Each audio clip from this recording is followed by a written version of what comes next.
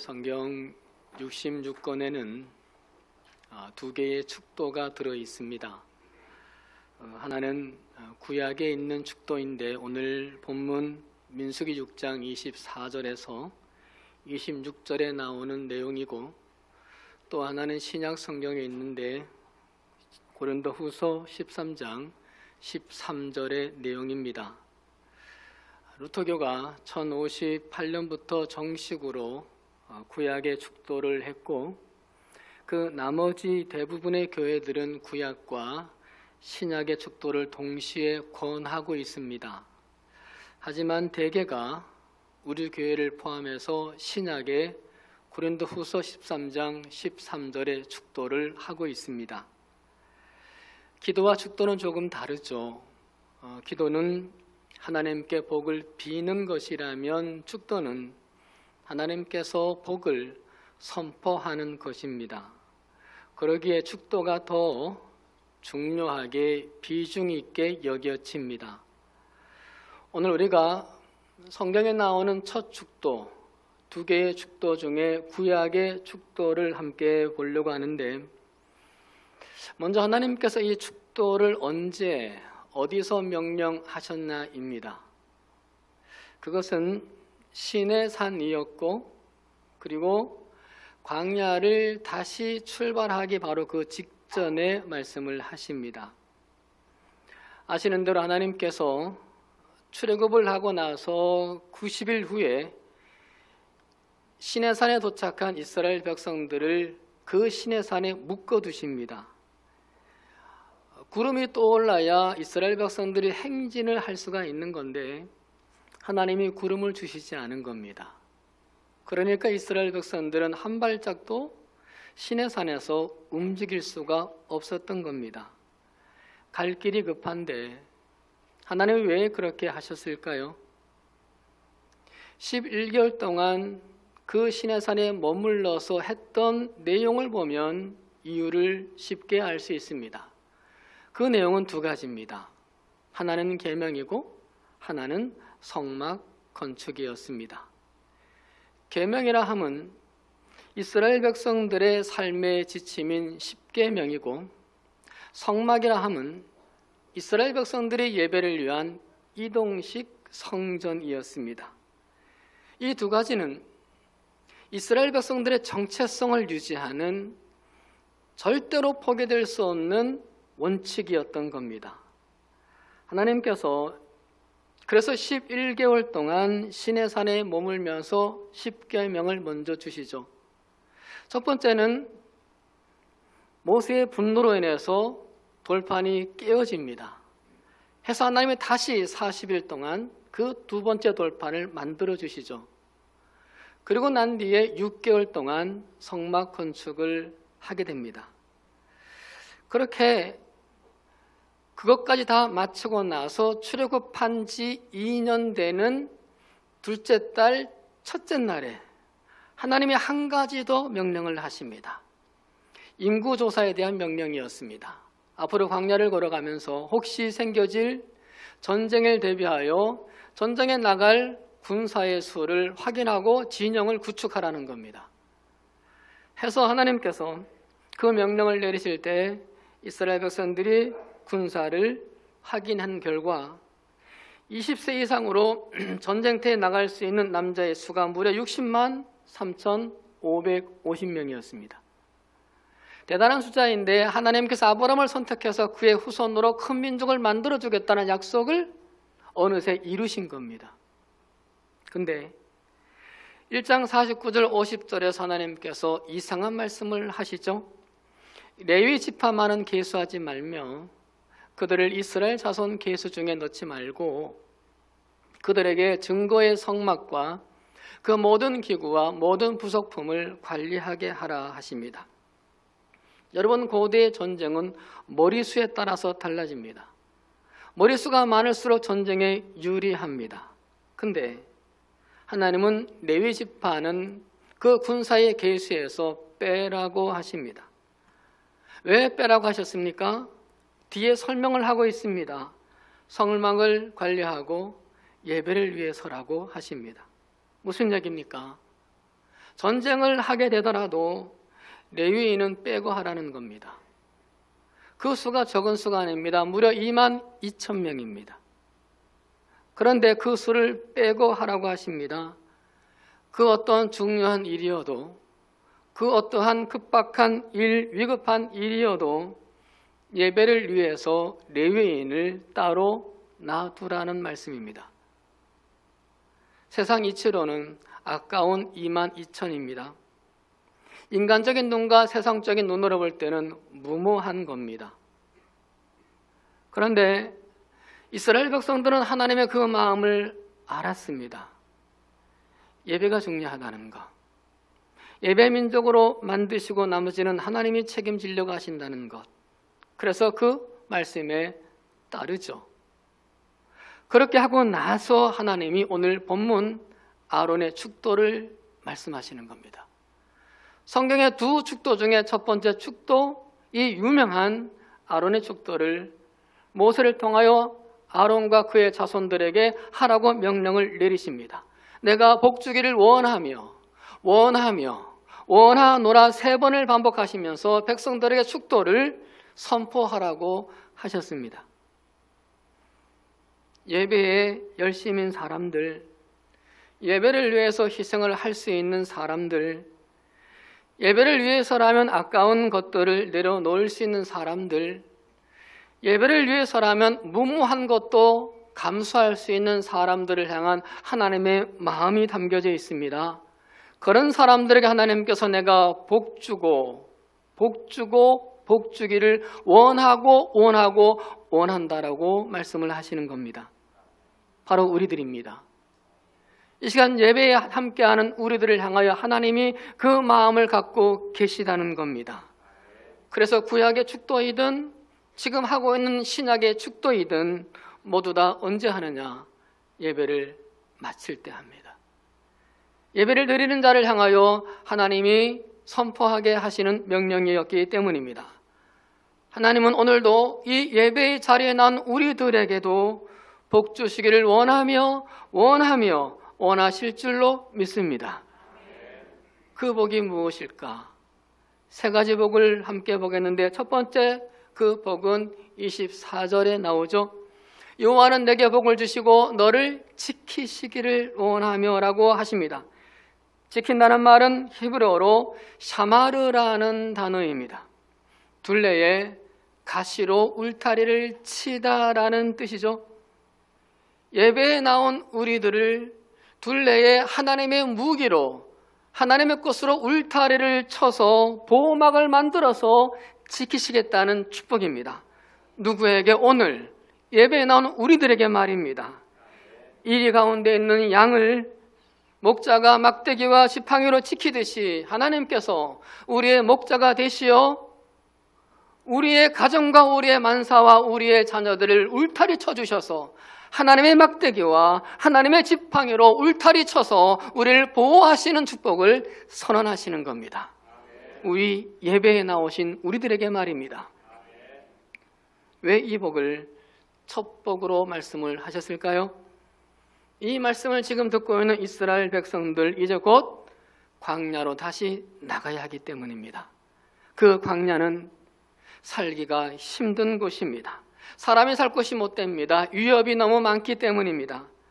낮에는 타는 듯한 사막의 열기에 위협이 있고 밤에는 일교차로 뼛속 깊이 스며드는 추위의 위협이 있습니다.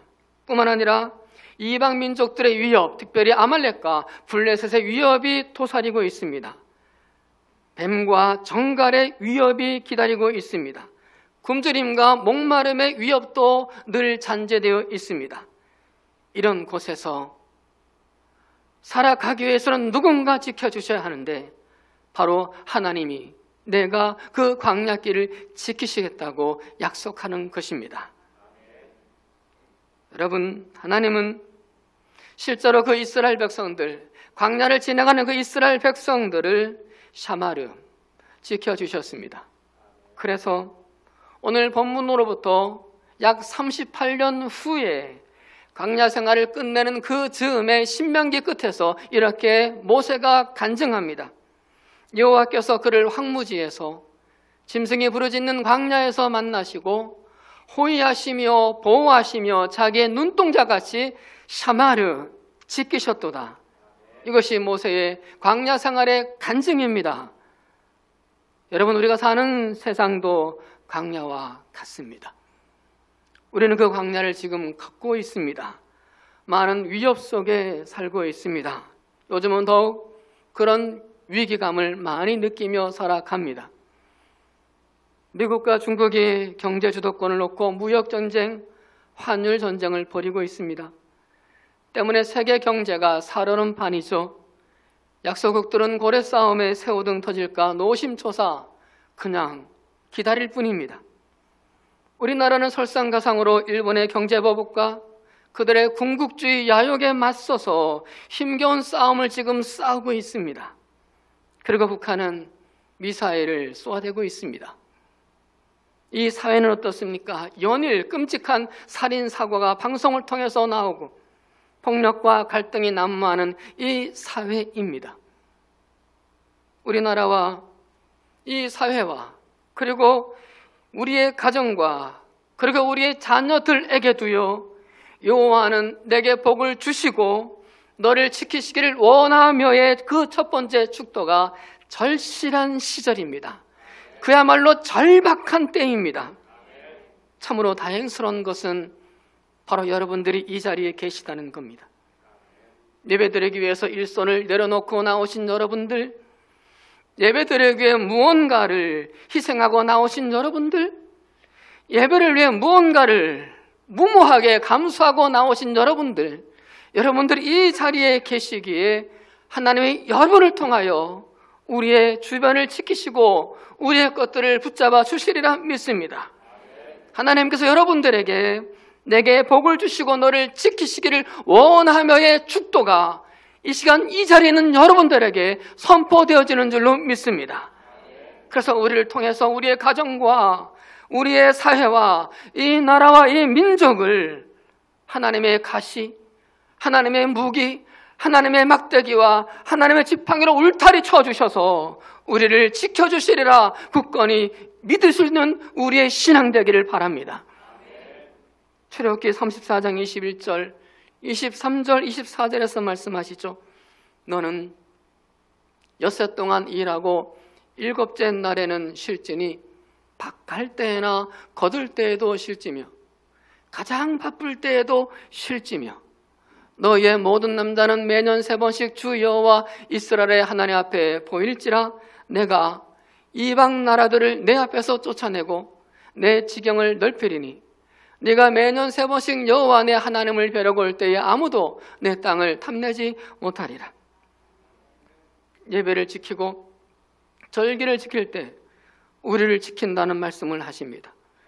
예배를 드리고 절기를 지키며 하나님 앞에 나아갈 때 지경을 넓혀주시고 그 넓힌 지경을 하나님이 지켜주신다고 말씀하십니다.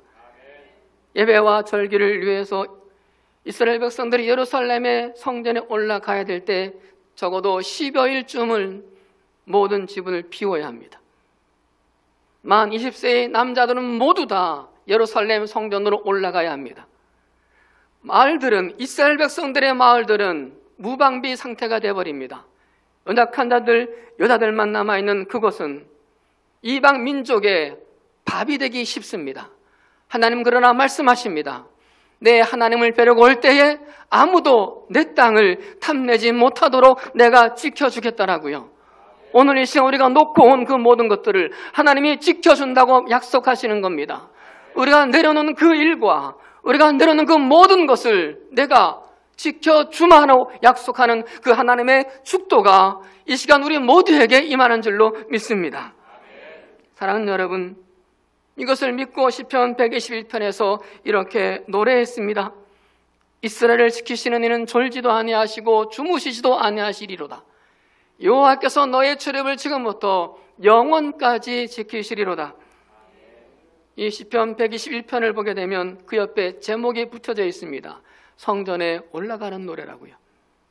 이스라엘 백성들은 집을 비우고 성전을 올라갈 때 불안할 수밖에 없습니다. 사랑하는 어린 자녀들밖에 없고 아내들밖에 없습니다. 모든 것들을 비워두고 예루살렘 성전을 올라가면서 일터를 비우고 모든 걸 내려놓고 성전에 가면서 이 노래를 부르는 겁니다. 그들의 마음에 다짐을 하면서 이 노래를 부르며 성전으로 올라가는 겁니다. 아픈 몸과 힘든 마음들을 추스리고 성전에 예배드리러 가면서 그들은 이 노래를 부릅니다. 왜요? 힘들고 어렵지만은 그러나 우리가 예배를 드림이 우리에게 복이 된다는 사실을 믿기 때문에요. 예배를 지킴이 우리를 지킬 수 있음을, 우리 가족과 우리의 모든 것들을 지킬 수 있음을 믿기 때문에요. 애써 노래 부르면서 그들의 불안한 마음과 그들의 믿음 없는 마음들을 달래며 다잡으면서 성전에 올라갈 때 이 노래를 계속 부르며 가는 것입니다. 오늘 우리는 이 노래를 마음으로 부르면서 온 겁니다. 시편 120편의 똑같은 노래는 아니지만 그러나 그와 비슷한 마음의 소원을 빌면서 우리는 모두 이 자리에 계십니다. 그러기에 하나님께서 당신의 무기로, 당신의 지팡이와 당신의 막대기로, 당신의 가시로 여러분들의 가정을 울타리쳐 주시리라 믿습니다.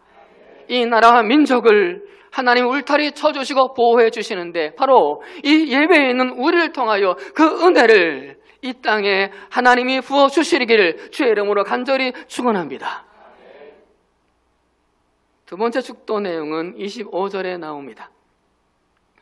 여호와는 그의 얼굴을 내게 비추사 은혜 베푸시기를 원하며.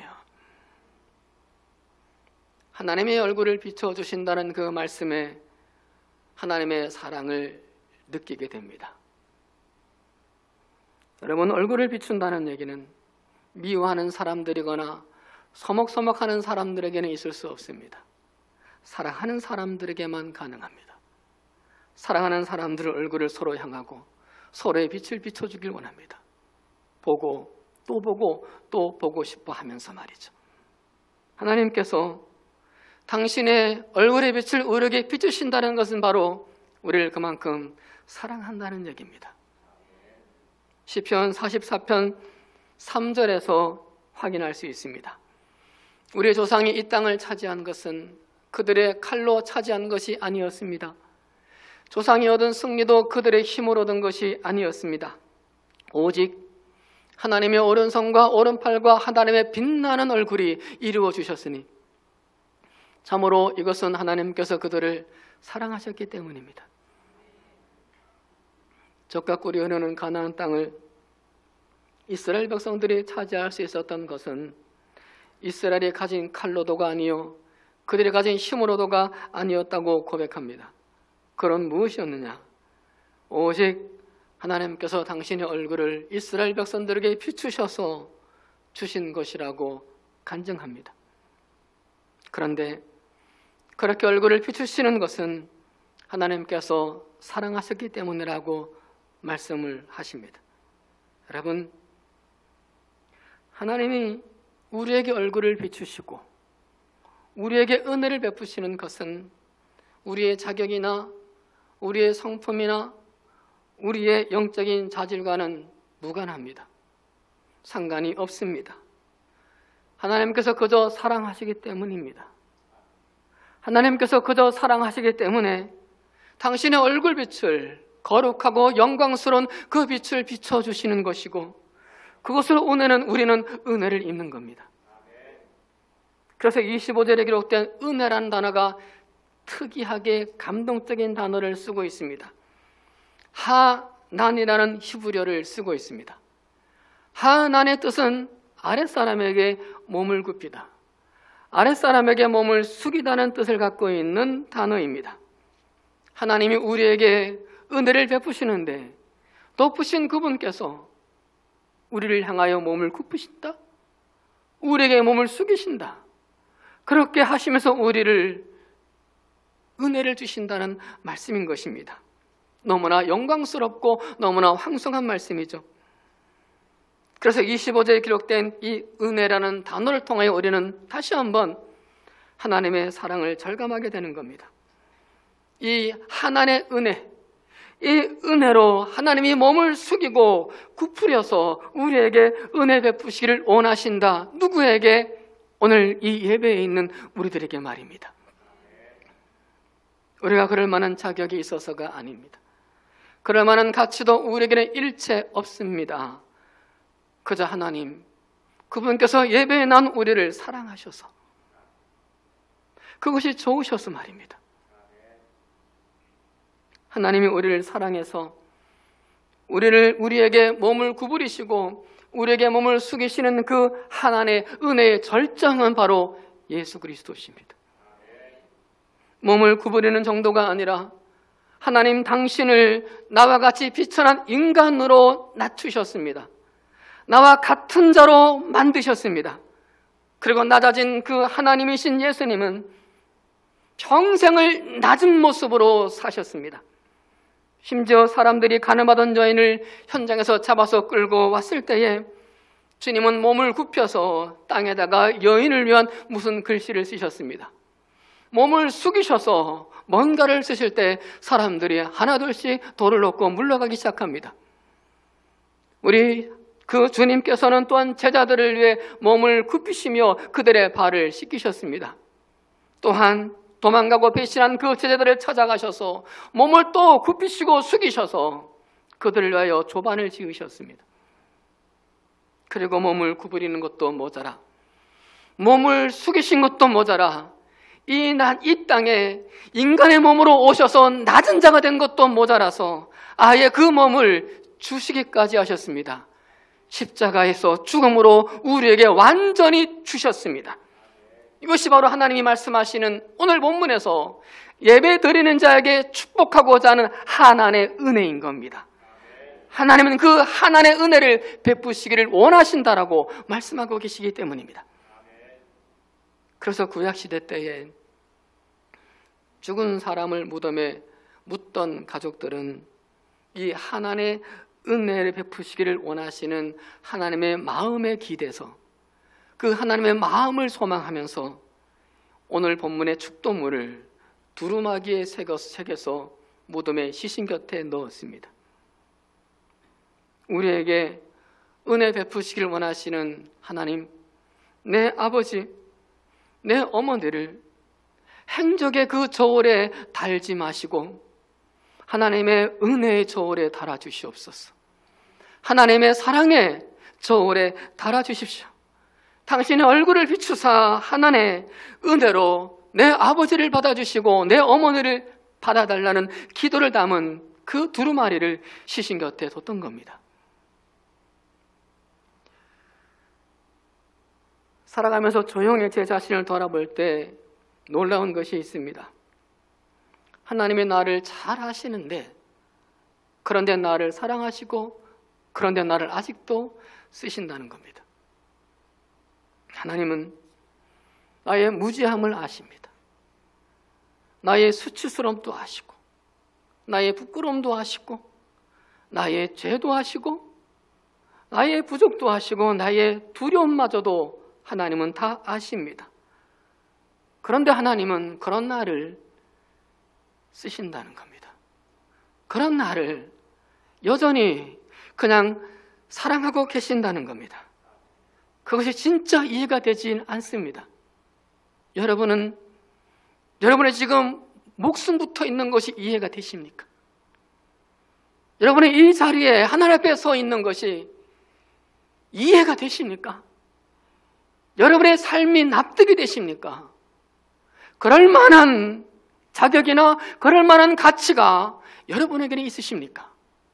저는 그거를 아직 발견하지 못합니다. 허나 한 가지만은 분명히 말할 수 있습니다. 얼굴을 내게 비추사 은혜 베푸기를 원하시는 하나님의 덕분입니다.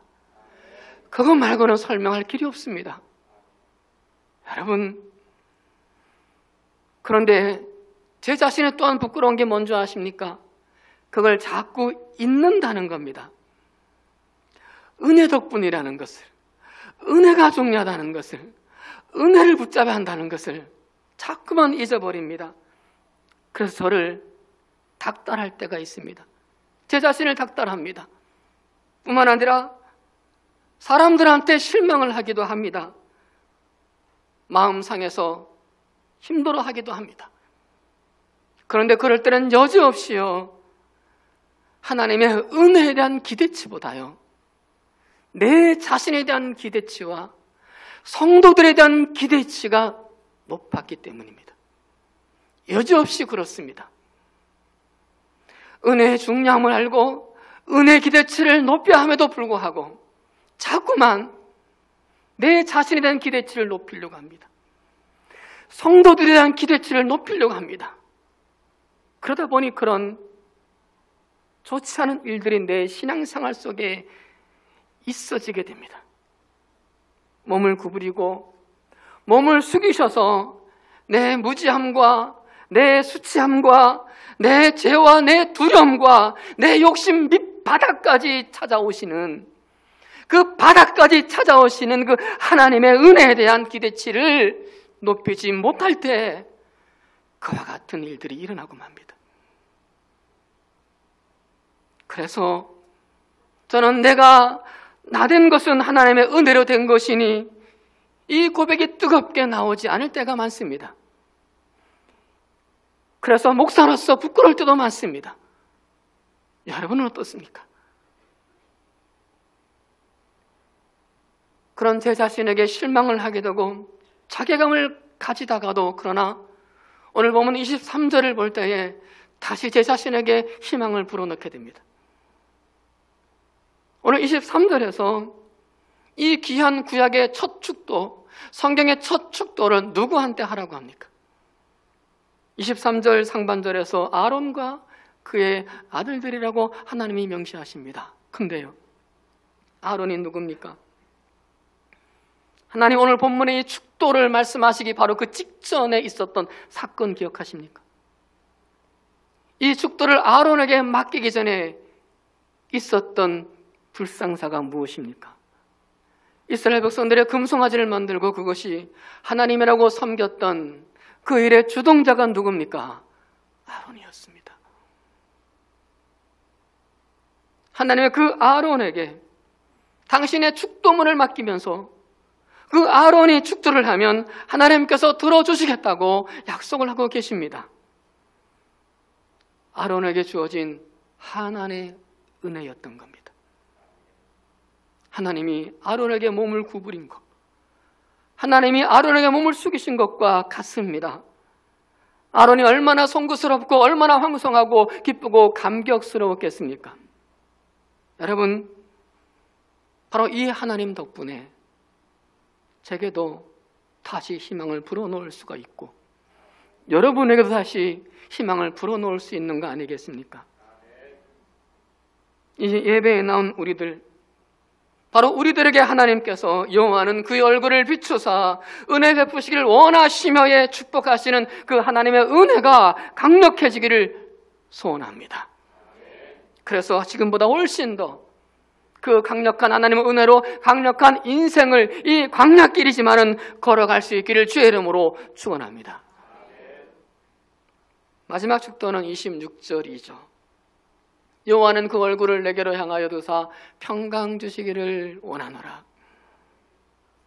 얼굴을 향하여 두사라는 말은 얼굴을 들어서 한 사람을 주목하고 집중한다는 겁니다. 계속 그 사람을 주시하여 본다는 얘기죠. 바로 앞절에 25절에 비추사보다 훨씬 더 구체적이고 훨씬 더 적극적인 표현입니다. 하나님이 당신의 얼굴을 비추기만 하신 것도 감사한 일인데 얼굴을 들어서 우리에게로 향하시고 우리를 집중하신다 하시니 더욱 감사할 일인 거죠. 하나님은 예배하는 자들에게 이렇게 하신다는 겁니다. 예배하는 자들에게 당신의 얼굴을 들어서 한 사람 한 사람을 주목하시며 그 사람에게 무엇을? 평강을 주기를 원하신다 해서 다윗이 시편 122편 7절 8절에서 성전에 올라가면서 이런 노래를 불렀습니다. 예루살렘을 사랑하는 자는 형통하리로다. 내 성 안에는 평안이 있고 내 궁중에는 형통함이 있을지어다. 예루살렘을 사랑하는 자가 누굽니까? 성전에 올라가는 사람입니다. 예루살렘 성전에 예배로 올라가는 사람에게 평안과 형통을 주심을 믿고 다윗은 성전에 올라갈 때마다 이 노래를 불렀습니다.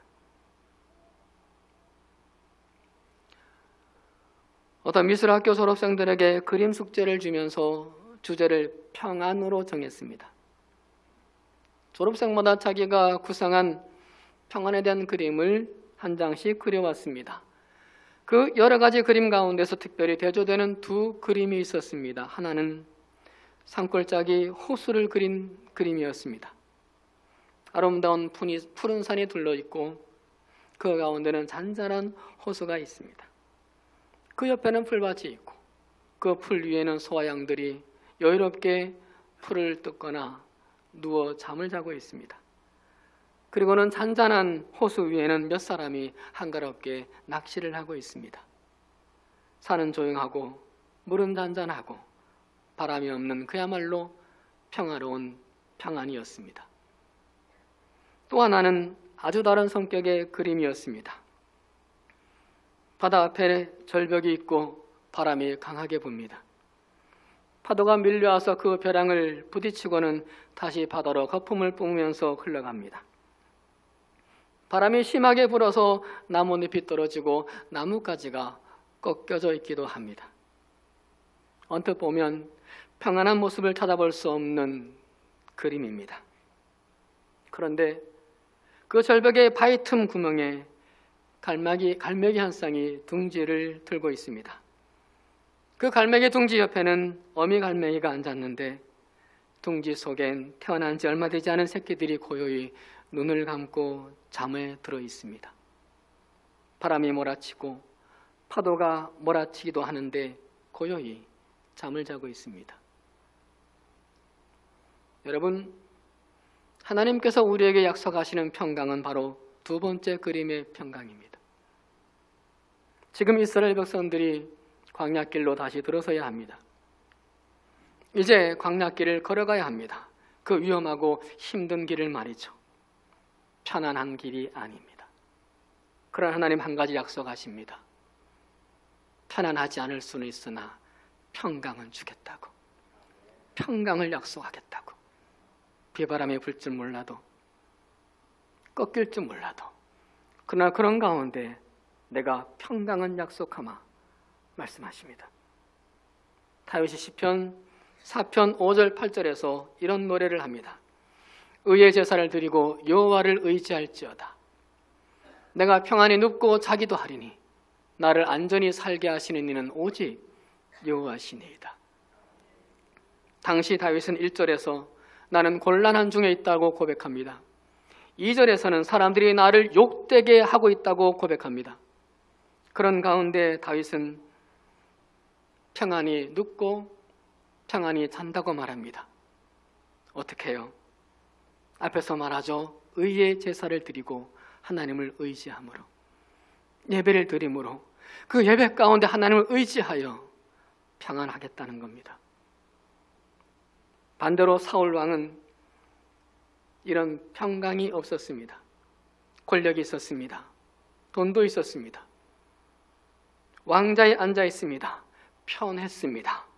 허나 편안은 있었으나 평안은 없었습니다. 그러나 늘 불안에 떨었습니다. 삭개도 마찬가지였습니다. 많은 돈을 벌었습니다. 편안했습니다. 허나 그에게 평안은 없었습니다. 예수님을 만나기 전까지는 그는 외로웠고 늘 불안했습니다. 그래서 어거스틴은 이런 고백을 합니다. 그의 고백록에서 말하기를 나의 평안은 하나님 품 안에 안길 때까지는 결코 있을 수 없다라고요. 모든 사람들은 하나님 안에서만 평안을 얻을 수 있다는 그의 고백입니다. 여러분, 편안을 주는 곳은 많습니다. 편안은 돈이 있으면 얼마든지 살 수 있습니다. 그러나 편안이 평강을 주는 것만은 아닙니다. 평강을 돈으로 살 수 있는 것은 아닙니다. 다윗이 노래하는 것처럼 평강은 하나님 안에서만 가능해집니다. 어거스틴이 고백하는 것처럼 평강은 하나님 품 안에서만 가능해집니다. 하나님은 그 평강을 누구에게? 예배하는 자들에게 주시기를 원하신다라고 오늘 27절에서 말씀하십니다. 어떤 교회가 좋은 교회일까요? 이 평강 있는 교회입니다. 교회에 들었으면 평안해지고요. 교회 와서 나갈 때 성도들의 얼굴이 더 평안하고 더 평강해지는 그런 교회가 좋은 교회일 겁니다. 그런데 그런 평안 있는 교회는 반드시 예배가 살아 있습니다. 성도들이 예배를 사모합니다. 성도들이 예배를 즐거워합니다. 거기에 평강이 옵니다. 왜요? 오늘 말씀에서 하나님이 약속하셨기 때문입니다. 구약의 첫 축도에서 이 평강을 주시마 약속하셨기 때문입니다. 오늘 이 예배를 드리는 우리에게 하나님께서 당신의 얼굴을 들어서 우리를 주목하시며 그 평강, 그 샬롬을 주시는 줄로 믿습니다. 오늘 우리의 예배로 우리 모두가 걷는 지금의 광야의 길이지만은, 불안하고 힘든 이 삶의 길이지만은 그 가운데서도 샬롬을 약속하시는 그 하나님의 약속으로 우리 모두가 평안할 수 있기를 주의 이름으로 축복합니다. 말씀을 마칩니다. 오늘 아론의 축도에 대한 말씀을 함께 보셨는데, 예배를 마칠 때 이 축도를 하려고 합니다. 오늘 말씀에서 24절, 25절, 26절 각 절마다 여호와는 주어를 반복하고 있습니다. 히브리어는 동사의 어미에 주어가 담겨져 있습니다. 동사의 어미를 보면 주어가 무엇인지를 알 수 있는 것이 히브리어입니다. 그런데 굳이 반복하지 않아도 될 여호와는을 계속 반복하고 있습니다. 왜 그럴까요?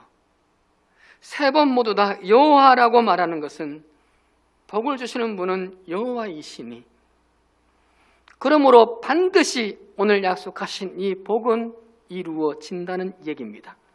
그것을 강조하기 위해서 여호와를 반복하는 겁니다. 예배하는 우리들에게 시건치 않으시는 하나님께서 반드시 주시는 이 약속을 붙들 수 있기를 바랍니다. 그리고 각 절에서 원하노라고 반복을 또 하고 있습니다. 그런데 이 시제가 미완료 시제입니다. 미완료 시제가 무엇입니까? 아직 완료되지 않은 계속의 의미가 담겨져 있습니다. 무엇입니까? 하나님은 예배드리는 우리에게 오늘 말씀하시는 축도를 주시기를, 이 축도를 통해서 복 주기를 원하고 또 원하노라, 끊임없이 계속 원하시는 하나님의 마음입니다. 우리에게 복 주기를 원하는 애타는 마음 말입니다. 사랑하는 여러분, 오늘 예배드리는 우리들에게 하나님이 지키시고 하나님이 은혜를 주시고 하나님이 평강을 주시는 이 아론의 축도 속에 우리 모두 하나님의 놀라운 복을 받을 수 있기를 축복합니다. 이 복으로 광야 같은 이 세상을 우리가 얼마를 걸어가야 할지 모르지만은 걸어가는 내내 가나안을 꿈꾸면서 조금은 더 의연하게, 조금은 더 멋지게 살아갈 수 있는 믿음의 우리 한길의 식구들, 이 시간 예배드리는 모든 여러분들의 삶이 되시기를 주의 이름으로 간절히 축원합니다. 기도하시겠습니다.